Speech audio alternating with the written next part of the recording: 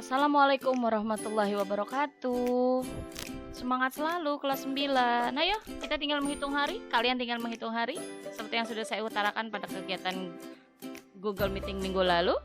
Kita lanjutkan pembelajaran kita tentang seni teater, yaitu tentang bab 8, 15, dan 16. Seperti biasa sebelumnya kalian literasi dulu tentang bab seni teater ya, di bab 7, 8, 15, 16. Oke, sebelum saya memberikan sedikit ya ringkasannya saja. Yo, silakan dibaca buku cetaknya. Sekalian dipersiapkan buku tulis, pensil atau pulpennya. Dicatat apabila memang ada yang perlu menurut kalian. Kalau tidak ya udah, tidak apa-apa. Yang penting kalian sudah memahaminya nanti dan bisa mengerjakan tugas-tugas dari saya.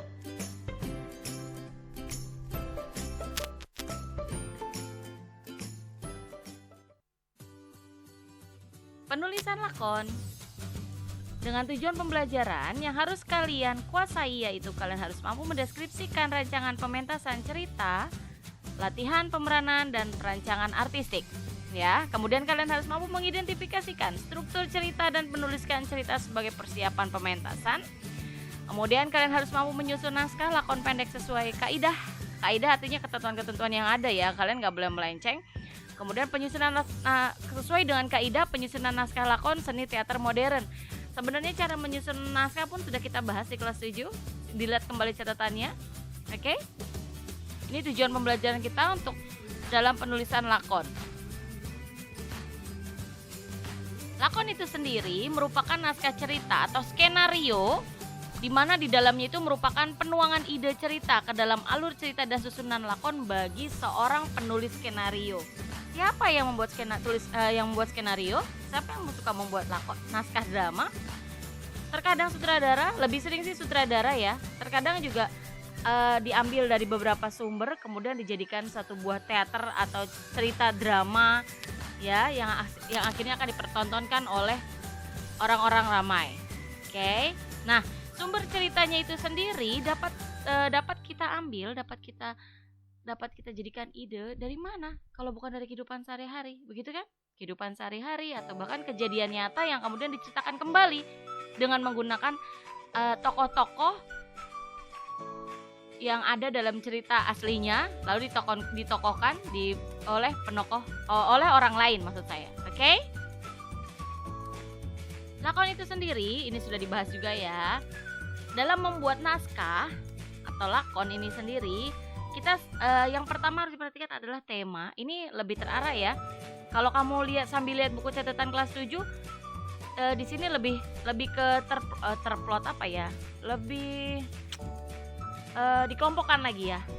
Atau mungkin lebih diiket-iketin kalau kata kita beli makanannya banyak banget, nggak jelas. Kemudian kita masukkan dalam satu kantong plastik biar yang mencarinya mudah. Nanti nggak, misalnya kamu ke supermarket beli minuman kaleng semuanya terus campur dengan makanan. Apakah dalam satu plastik itu minuman semua? Ada yang iya, ada yang tidak. Alangkah lebih baiknya untuk minuman, makanan. Ya, sama halnya dalam pembelajaran kelas 9 ini. Kalian lebih difokuskan, lebih dikelompokkan ya, sesuai dengan materi yang ditambahkan di kelas 9. Oke, dalam membuat naskah yang pertama dipikirkan adalah tema. Tema apa? Tema adalah ide gagasan, begitu bukan? Iya dong. Tema adalah ide gagasan di mana cerita itu dapat kamu ambil, ide cerita dapat kamu ambil, nak. Oke? Ide cerita dapat kamu ambil dari mana? Tadi saya sudah katakan, dari kehidupan sehari-hari, begitu kan? Begitu enggak? Iya dong, harus memang seperti itu atau memang kejadian nyata yang memang ada pada umumnya. Oke. Tema itu sendiri, bentar.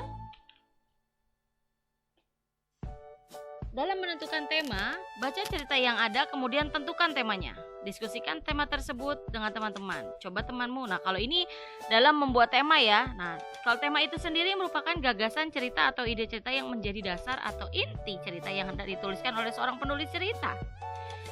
Banyak yang menyebutkan bahwa ide atau gagasan itu sebagai tema.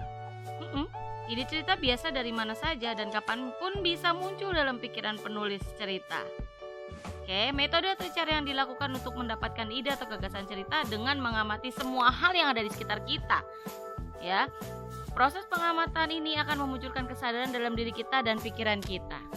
Yo, siapa yang memang di sini jago nulis? Siapa tahu nanti karya kamu bisa diangkat menjadi sebuah naskah drama. Oke.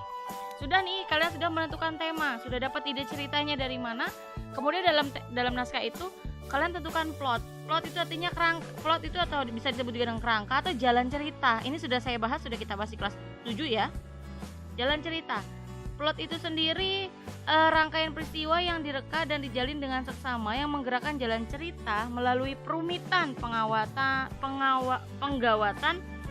atau komplikasi ke arah klimaks dan keselesaiannya. Nah, ini udah pernah kita bahas nih. Bagian-bagian alur plot, lihat catatannya di kelas 7, maaf. Ya.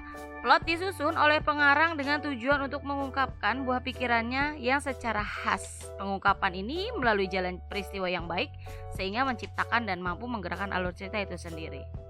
Nah, ini udah kita bahas di kelas 7. Misalnya saya yakin kalian sering sekali menonton teater atau film di TV yang gampang sekali, yang awalnya sudah langsung orang sakit misalnya. Sajian pertama yang kalian saksikan ketika menonton cerita itu orang itu sakit. Kemudian diceritakan itu 5 tahun sebelumnya atau beberapa bulan sebelumnya. Diceritakan kembali kenapa dia bisa sakit, apa penyebabnya, siapakah dia, itu diceritakan kembali. Nah, itu termasuk ke dalam plot yang memiliki alur mundur, menceritakan kembali. Oke, ada berapa macam plot? Lihat catatannya, lalu cari dari sumber manapun ya. Dan jangan lupa dibaca buku cetaknya. Kemudian yang ketiga, menentukan latar. Menentukan latar pun sudah kita bahas di kelas 7 ya, dimana ketika kalian ingin membuat naskah drama dijelaskan kembali latar atau setting di sini terbagi menjadi berapa. Hayo, di kelas 7 sudah kita bahas. Latar tempat 2 apa 3, waktu ya kan, latar tempat dan waktu ya. Oke, latar atau setting cerita terdiri dari atas latar tempat, artinya tempat terjadinya peristiwa. Latar waktu, ada 3, yaitu menunjukkan kapan waktu terjadinya peristiwa. Kemudian latar suasana, menunjukkan suasana cerita tersebut, ekspresinya bagaimana, apakah dalam keadaan bahagia. Ini sudah boleh kasih contoh ya. Misalnya pada pukul 5 pagi Aditya main ke rumah Cynthia ditemani oleh Friska, Bagas, Bayu, dan Erika untuk bermain sekaligus mengerjakan tugas kelompok. Ya, itu jelaskan pada pukul berapanya ada, siapa-siapa saja yang main pun ada. Cuman yang kurang adalah penunjukan tempat. Di mana mereka janjian. Pada pukul 5 pagi mereka janjian untuk bermain ke rumah. Nah, itu harus ada sambil menunggu sorry ya, maaf ya. Menentukan latar. Saya ambil contoh, ini sudah kita bahas di kelas 7 ya, Nak ya. Pada hari Minggu pukul 5 sore, Cynthia, Siska, dan Erika berjanji untuk bertemu di taman belakang sekolah SMP 243 untuk membicarakan tentang tugas kelompok. Di situ jelas kan? Latar waktunya jelas, siapa-siapa saja di situ jelas.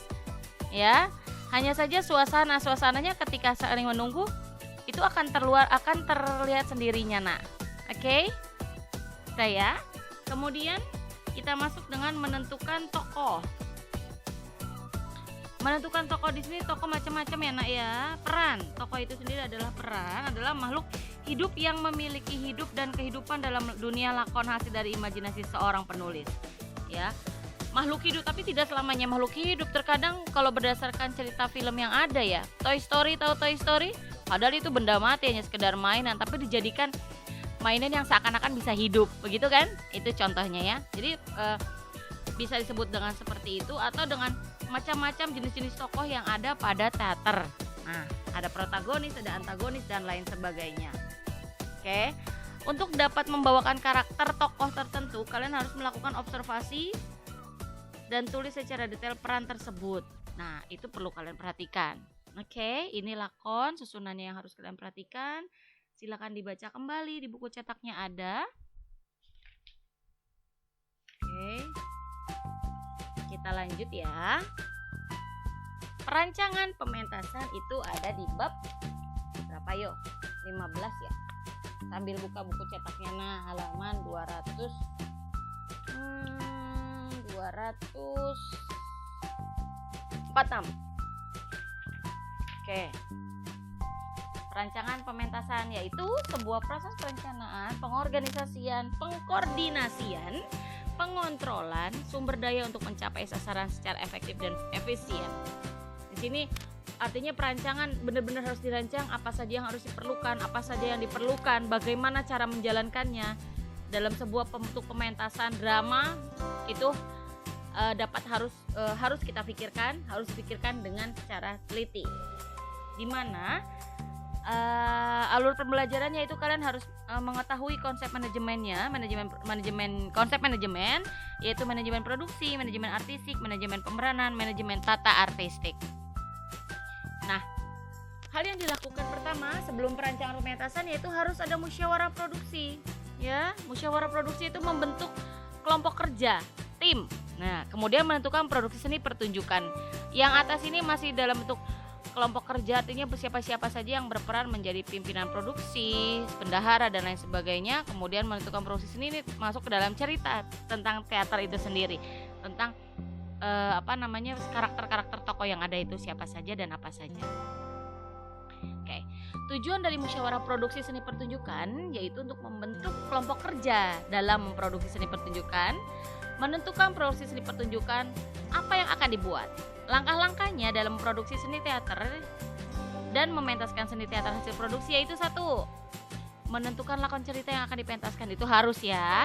Kedua, membentuk kelompok kerja produksi seni pertunjukan. Tadi sudah kita bahas sebelumnya. Bagian produksi seni pertunjukan ini pun sudah kita bahas dari kelas 8 akhir ya. Di sini ada 7, kalau misalnya di buku tuh sama ya, A B C D E F G H. Kurang 1 ya. Apa memang udah 7? Yang pertama harus ada pimpinan produksi. Bagian produksi yang pertama harus ada pimpinan produksi, bertanggung jawab secara keseluruhan atas pelaksanaan dan keberhasilan produksi. Kedua, sekretaris, bertanggung jawab dalam membukukan dan mencatat semua kegiatan yang berhubungan dengan produksi seni pertunjukan. Ketiga, bendahara. Keempat, seksi dokumentasi. Ya, bendahara udah tahu lah ya ngapain aja ya. Seksi dokumentasi, saya rasa kalian paham. Bertanggung jawab atas dokumentasi kegiatan. Apa saja kerjaan dokumentasi? Mengabadikan setiap momen kegiatan, ya. Entah itu rapat, entah itu pada saat penyelenggaraan acara atau sesudahnya. Sesudahnya ini maksudnya dalam hal evaluasi. Kemudian seksi publikasi, bertanggung jawab terhadap segala urusan promosi dari kegiatan pementasan pertunjukan. Seksi publikasi ini sudah harus bekerja sebelum adanya pertunjukan teater. Oke. Kemudian seksi pendanaan, bertanggung jawab terhadap penyediaan dana yang dibutuhkan dalam proses pelaksanaan pementasan dan pertunjukan. Nah, seksi pendanaan ini bekerja sama dengan bendahara. Lalu host manager, di buku pun dijelaskan banyak banget di sini nak. Nanti kamu bisa lihat secara detail tugas-tugasnya ada di halaman 256. Kemudian host manager di sini bertugas mengemban pelayanan publik serta bertanggung jawab kepada pimpinan produksi dalam layanan staf produksi dan layanan publik. Bidang yang termasuk bagian host manager yaitu seksi keamanan, seksi konsumsi, seksi transportasi, tiketing, dan gedung. Oke, di buku cetak itu ada semuanya, kamu lihat dibaca ya nak ya. Tugas dan tanggung jawab kelompok kerja manajemen artistik itu ada di halaman 259. Yang pertama ada sutradara, membuat konsep pertunjukan, mengatur laku atau jalannya pertunjukan, memilih lakon yang akan dipentaskan, memilih pemain dan melatih pemain sesuai dengan konsep pertunjukan. Jadi yang kerjanya memilih pemain, yang menentukan pemain, yang melatih pemain itu sutradara ya. Kemudian membuat konsep artistik dan berdiskusi dengan penata-penata artistik yang lain. Kemudian 2, pemeranan. Pemeranan di sini adalah membuat konsep pemeranan dengan sutradara,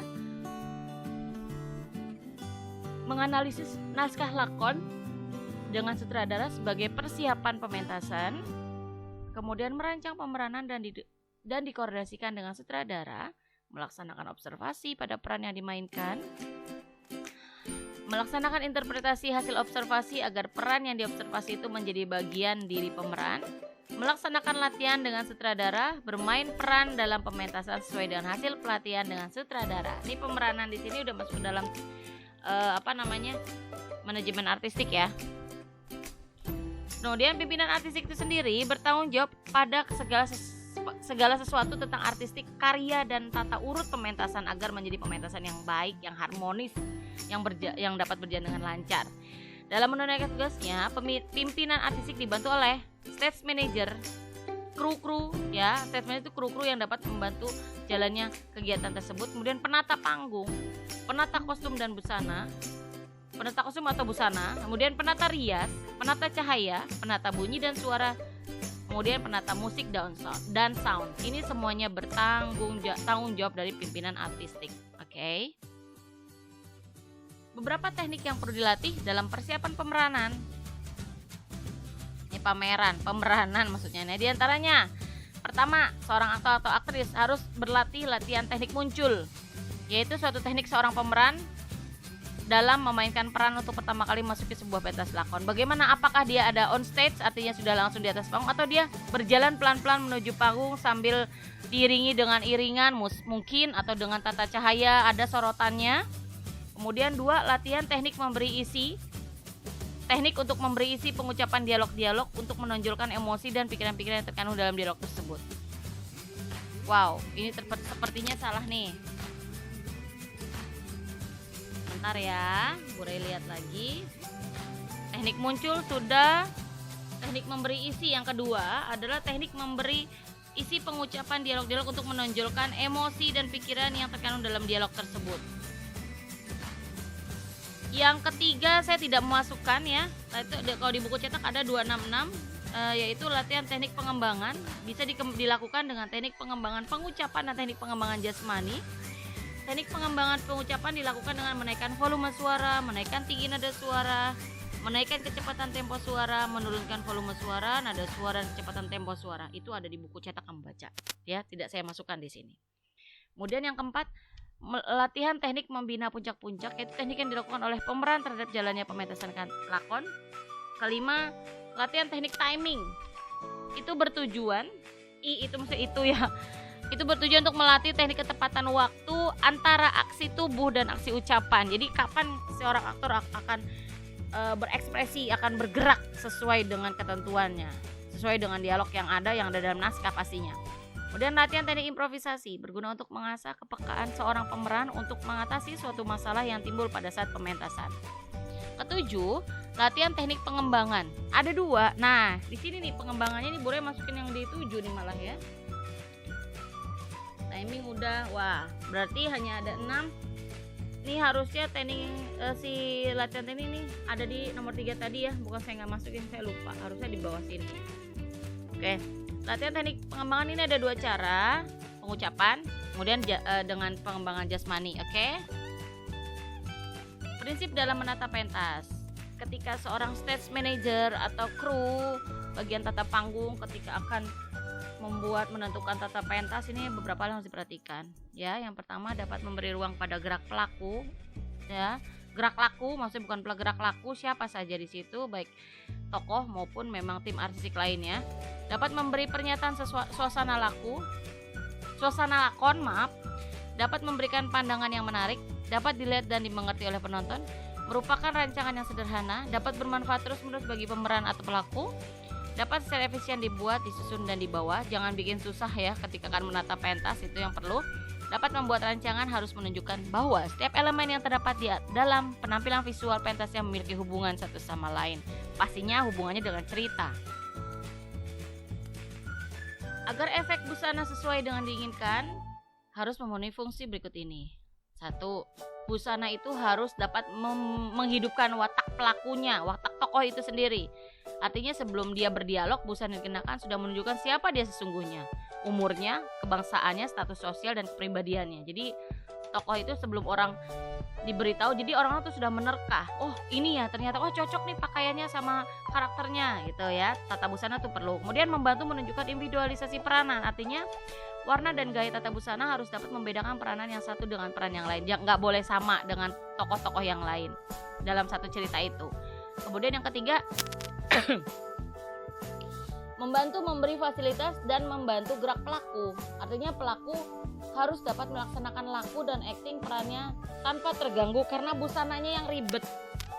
Kalaupun memang diberikan busana yang ribet sesuai dengan karakter, dia harus dapat berlatih kembali bagaimana dia mengolah tubuh, olah rasa, olah suaranya sesuai dengan karakter yang ada pada naskah. Oke? Paham ya? Tapi yang baiknya sih busana itu tidak merepotkan si pemain, harus sesuai dengan karakter tokoh yang ada. Kegunaan tata rias. Lanjutnya tata rias di sini. Merias tubuh berarti mengubah hal yang alami menjadi hal yang berguna. Artinya dengan prinsip mendapatkan daya guna yang tepat. Bedanya dengan rias cantik adalah kalau rias cantik merubah hal yang jelek menjadi cantik, sedangkan rias untuk teater adalah merubah hal yang alami menjadi hal yang dikehendaki, pastinya sesuai dengan tokoh karakter dalam naskah yang diberikan pada seorang. 2. Mengatasi efek tata lampu yang kuat. Jadi ketika tata rias itu ditampilkan, kalau misalnya lampunya dari jauhan dengan bantuan efek lampu itu terlihat, itu bagus. Kalau nggak ada tata rias susah ya penampilannya ya. Meskipun sudah dibantu oleh tata lampu, terkadang tidak terlihat oleh penonton. Kemudian membuat wajah dan badan sesuai dengan peranan yang dimainkan, itu sudah pasti. Tata cahaya panggung, menerangi dan menyinari pentas dan pemeran. Kemudian menerangi, yaitu menggunakan lampu sekadar untuk memberi terang dan melenyapkan gelap. Artinya terangnya itu ada pada titik-titik tertentu, ya. Mengingatkan efek cahaya alamiah, maksudnya menentukan keadaan jam, musim, cuaca, atau keadaan dengan menggunakan tata cahaya. Itu bisa juga tata. Meskipun keadaannya pemain itu dengan tata panggung di dalam, masih ingat kan tata panggung proses panggung di dalam teater, proscenium, ya. Kemudian tidak masalah hal itu. Jadi kalaupun memang mainnya di dalam ingin menunjukkan suasana hujan, ya nggak masalah. Ya, bukan berarti harus karena hujan jadi kalian hujan-hujanan terus mainnya di luar, di outdoor. Enggak juga. Di dalam pun bisa karena segala sesuatunya sudah canggih, dapat dibuat ya. Dengan bantuan tata panggung, dengan efek-efek yang ada yang sudah dimiliki sekarang, sudah canggih. Nah, kemudian melukiskan dekor atau scenery dalam menambah nilai warna sehingga tercapai adanya sinar dan bayangan menonjol dalam fungsi dekorasi. Oke, membantu permainan lakon dengan cara membantu menciptakan suasana kejiwaan. Ini bisa banget tata panggung nih ya. Oke, di sini saya tampilkan di belakang di bawah ini ada gambar siluet. Ini merupakan suasana hati dari anak tersebut. Entah itu sedang marah, sedang kecewa. Kalau merah tuh berarti dia sedang emosinya sedang marah ya, bisa dibilang gitu ya. Sedih bisa juga ya. Oke. Lalu tata bunyi bisa diartikan sebagai cara untuk mengatur musik, efek bunyi maupun berbagai bunyi-bunyian yang mendukung terciptanya suasana sehingga muncul nuansa emosional yang tepat. Tata bunyi juga diharapkan membantu imajinasi penonton untuk lebih bisa membayangkan dan merasakan suasana kejadian dalam lakon. Hal yang perlu diperhatikan dalam tata bunyi yaitu dialog, efek bunyi, dan musik. Nah ini perlu banget ya kan. Kalau misalnya kalian nonton di bioskop, apalagi nontonnya film horor, serem ya, film-film serem itu. Terkadang sesuatu yang tidak menakutkan itu akan terlihat menakutkan apabila ada bantuan suara, efek bunyi. Kenapa tidak menakutkan? Hanya mengagetkan saja. Nah, pernah nggak kalian seperti itu? Ya, itu. Padahal mah kalau dalam film horor ya, misalnya nih, dia sedang kaget. Kagetnya bukan karena ada setan, karena dikagetkan oleh manusia juga. Itu kan memberi kesan horor juga kan ya. Nah, itu makanya di sini tata bunyi diperlukan sekali. Itu ke dalam keadaan yang seram. Dalam keadaan bahagia pun sangat perlu sekali efek bunyi, ya. Lanjut ke pementasan teater berdurasi pendek. Nih bab terakhir. Dibagi lagi menjadi pra pementasan, pementasan, dan pasca pementasan. Apa yang dilakukan ketika sudah mulai pementasan? Sayangnya kita kondisi kayak gini kita tidak bisa mengadakan pementasan ya. Tapi ya sudah, tidak apa-apa. Pra pementasan biasanya persiapan pekerjaan produksi. Semua seksi itu harus bersiap-siap, nah, ya. Semua seksi harus bersiap-siap karena sudah mulai ada pementasan. Jadi dengan bagaimana produksi menyiapkan segala sesuatunya, ya kan? Persiapan pekerjaan tim artistik Aduh, itu penguasaan bukan penguasa penguasaan. Nah, lakon peran dan artistik ya. Kemudian pementasan. Pementasan di sini pada hari haknya ya sudah melakukan pementasan. Artinya semuanya sudah siap, sudah ready, tinggal pementasan. Siapa yang menjalankannya? Menjalankannya adalah tim produksi dan tim artistik.